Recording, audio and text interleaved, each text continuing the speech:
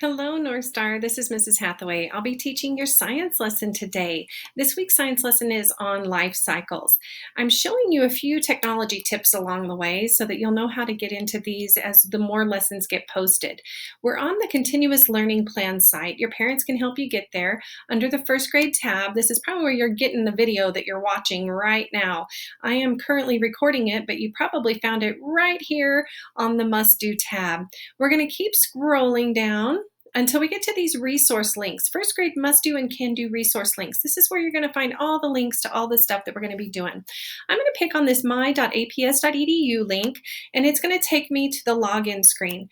Remember, on this login screen, if you watched Mrs. Broderick's video on how to get to my.aps.edu, you use your 9800 number and then your password. Your 9800 number should be there, and then your password is just your initials, dot, and your birth date, and then hit sign in. Once you're signed in, you can find the benchmark icon to get to resources that your teacher might post for you, as well as the Google Meet where you can go every day. The one that's somewhat hiding that I wanted to show you, here's benchmark, here's Google Meet.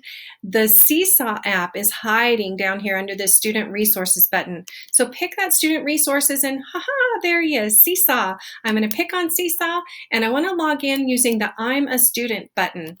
You can use the piece of paper that your parents printed out for you, or maybe they took a screenshot of it or a picture with their phone. I took a picture of a student here, so I'm going to pick on I'm a Student and go to this Scan Code button right down here. And when I pick on that, I can hold my phone up to the screen and it, boom, logs me in as a student.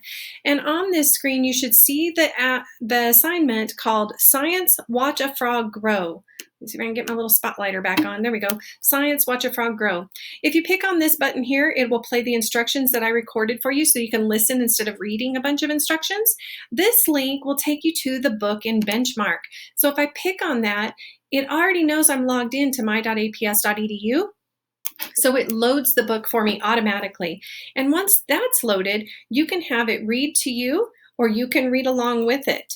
Remember in Benchmark when these load, it has the fun little music. You can hit no here to this customization. We don't need to customize anything, pick no. And then you can pick play. You can also pick auto so that it will turn the pages for you.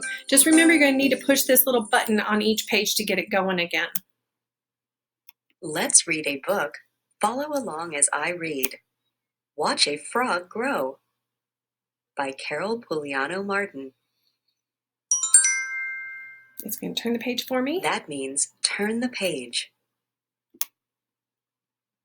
Watch a Frog Grow by Carol Pugliano Martin.